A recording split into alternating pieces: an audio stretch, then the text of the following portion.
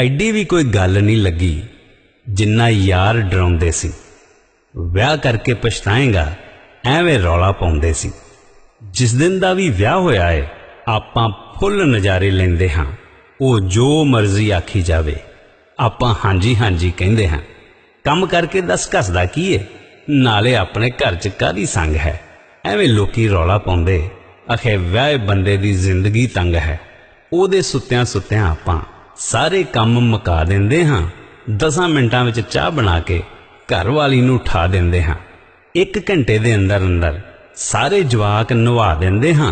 काम ते जाण तो पहलां पहलां 4 परौंठे ला देंदे हां।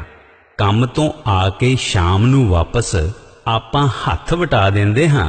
ਉਹ भी ते चल थकी हुंदी आपां रोटी बना देंदे हां। भांडे किहड़ा ज्यादा हुंदे एवें ओनू कहिंदे रहिए। ओहदे टीवी वेंदियां वेंदियां मांज के ओहदे कोल जा बईए।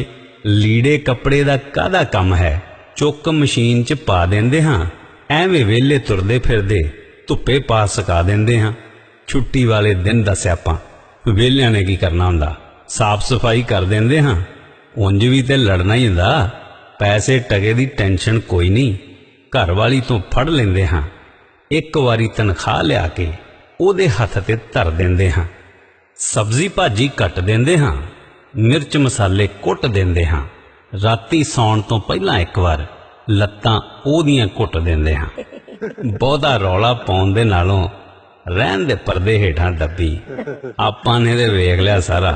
एडी भी कोई गल नहीं लगी, एडी भी कोई गल नहीं लगी जिन्ना यार डराउंदे सी। ओके विआह करके पछताएगा एवें रौला पाउंदे सी।